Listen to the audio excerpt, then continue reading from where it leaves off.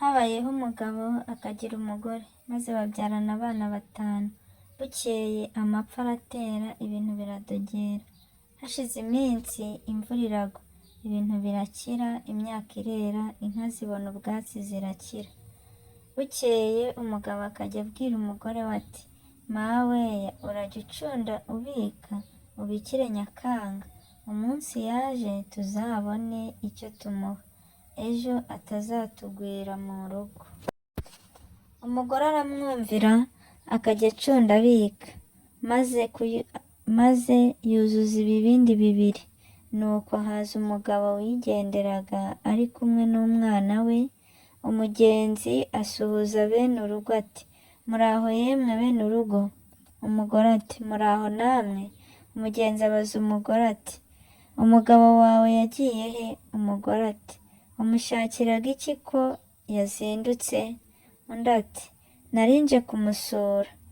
Umugore ati: aho si wowe umugabo wanjye yambwiye ko uzatinda ukaza? Aho none ntiwaba witwa Nyakanga? Umugenzi ati: ni njye. Umugore aramutonganya ati: kutatubwira umunsi uzaziraho? Umugenzi ati: nabuze uwo mbatumaho.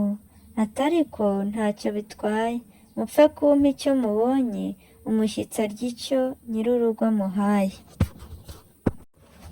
Nuko umukobwa muzima abwira umuhungu we ngo najye kumuzanira ikibindi cy'amavuta kiri mu mbere. Umwana akigejeje aho, nyina aramubwira ngo nasubireyo azane n'ikindi kihasigaye.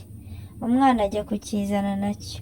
Umugore ati: ngayo amahaho nabikiye Nyakanga. Umushyitsi n'umwana we ibibindi babihangira ingata, barikorera barigendera. Basiga babwiye umugore bati: tugiye tutabonanye n'umugabo wawe, icyakora umudutahirize cyane. Umugore arabaherekeza barataha. Bamaze gutirimuka aho, nyir'urugo aba arahageze.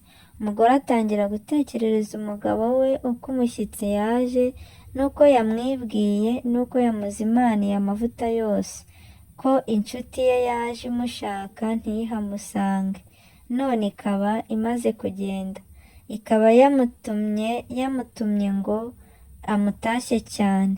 Umugabo aramubaza ati: uwo mushyitsi se yakubwiye ko yitwa nde? Umugore ati: ni Nyakanga.